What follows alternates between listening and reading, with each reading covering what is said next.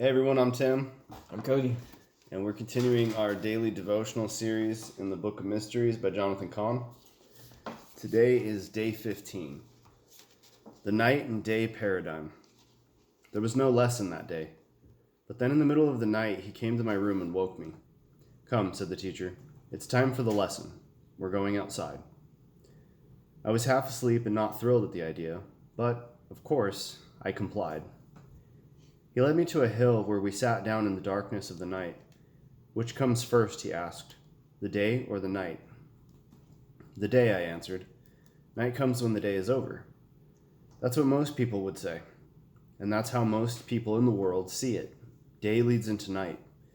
But it's not how God sees it. "What do you mean?" "If the day leads to night, then everything goes from light to darkness. Everything gets darker. Everything is in the process of darkening. And it would appear to be the way of the world. We go from day to night, from youth to aging, from strength to weakness, and ultimately from life to death. Day to night. It's the way of the world, but it's not the way of God. When God created the universe, it was not day and night.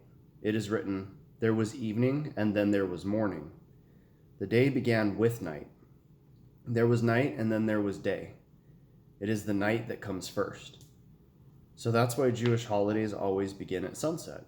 Yes, and not only Jewish holidays, but every biblical day. Each day begins at sunset. There is evening and then morning. The world moves from day to night, but in God, it is the opposite.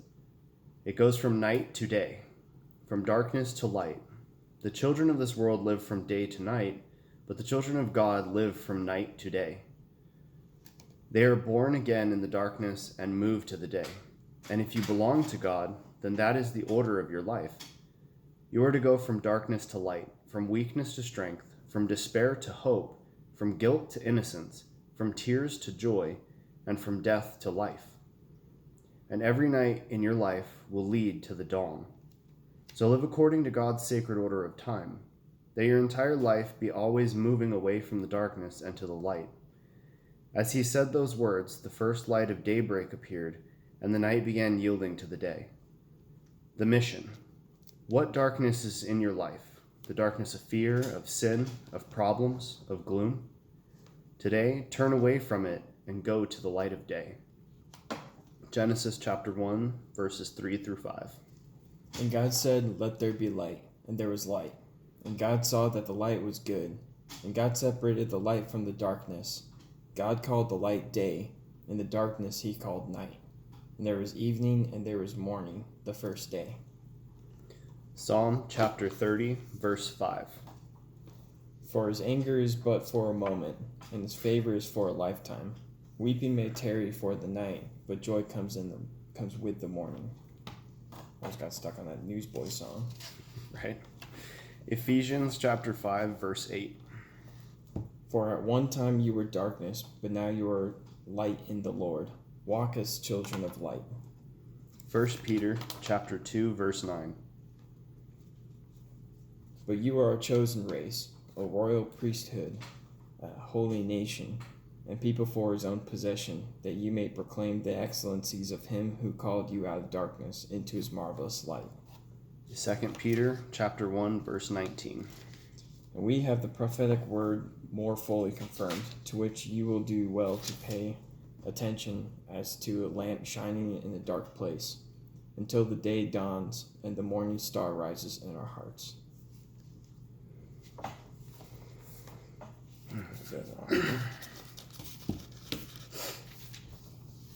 As human beings, it's easy for us, especially in today's society with work and the way we operate, to think we get up in the morning and that's the day.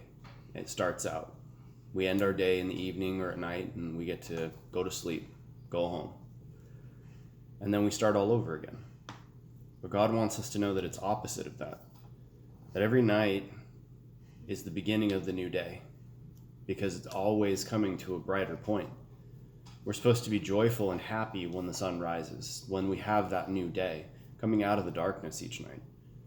And it's an example of what it's like when you're afraid or you're living in sin or you're always worrying about something or everything seems like it's going wrong, or it's the worst time of your life, the worst situation ever. We all have heard, at least at one point or another, that it's always darkest before the dawn. It's true. Through Christ, we come into that light. He gives us the hope and the strength that will make it through that time of darkness, that period in our lives that seems like it's hopeless, and we come into a new dawn, a new day. We have our own man-made limiting factor with the clock, and we have an obsession with it. 24 hours in a day. That's what we get.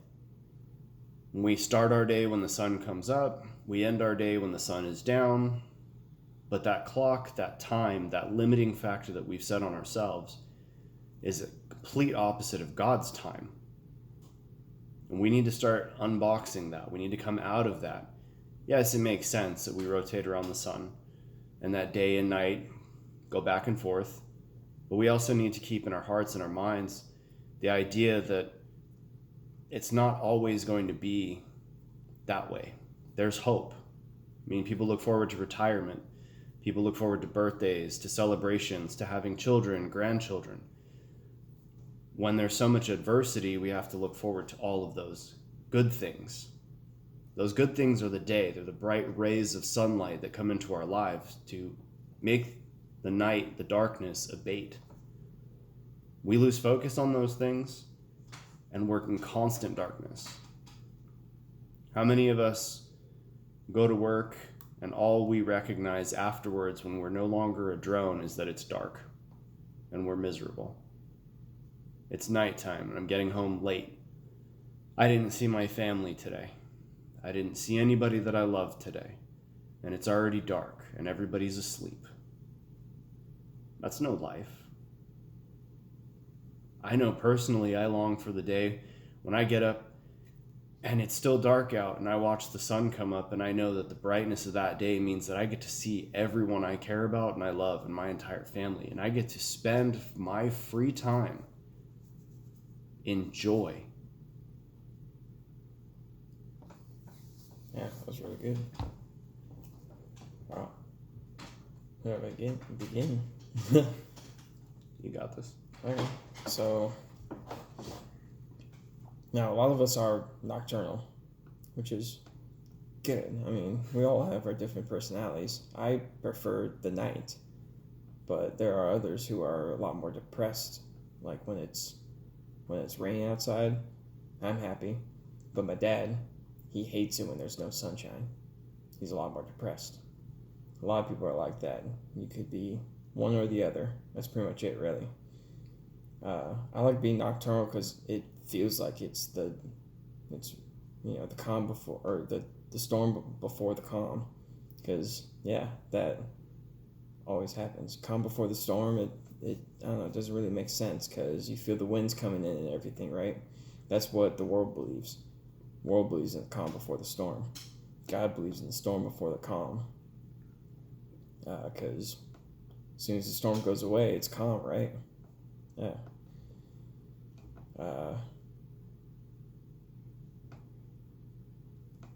was going to say, I don't know, he cleared something up really good about time. How our darkness, it's still dark at 12 o'clock in the morning, which is the start of the new day, right? So through our, since we can't comprehend infinity and the way that God has everything planned out, we limited ourselves with time. So with every new day comes new healing. And at night, it's good for us to rest for the next day. And also begin a new day with our friends, with our family. Also, one thing I read in every man's marriage is this: don't go to bed mad. Don't go to bed mad. If the person that you're mad at is already asleep, then pray. Pray for forgiveness. Then talk to that person in the morning. But if you're going to bed with your wife and you're mad at her, talk to her. If you're going to bed with your husband, talk to him. Yeah. It's not good because then, for some reason, it's weird. Throughout the night, throughout your sleep, and you're mad at someone, you'll continue it out throughout the day. But if you talk about that you're mad at them, it gets healed way before the daytime. So, anything else? I think that sums it up. Cool. Yeah. Okay. It's really good. Yeah. As always, we love you all. We're praying. Leave your comments, questions, good, bad. You agree, you don't agree. Give us a thumbs up, thumbs down, subscribe, don't subscribe. We want to hear it all. We're trying to get back to you guys as soon as we can. We've had a bit of a busy couple of days. I know that we're about a day off right now. We forgot to post one video when we were supposed to kind of set us a day off, but it's a crazy weekend right now. It's also a holiday weekend. We're going through a lot of transitions in our personal lives too. So we ask for your forgiveness on that. We're going to continue to update from here on out and try and stay on top of schedule as much as possible. Well, today's going to be a 2-day special. I mean, we're doing yesterday's right now, and then we're going to post today's as well. So we're still on time. Yeah. So it's going to catch us back up, and you guys can view them. I mean, once they're up there, we're leaving them up there so you can view them as many times as you want in whatever order you want. But we're going to make sure that we get those two at least up today, and then we'll go ahead and continue on schedule as normal. All right. We love you all. Have a good day.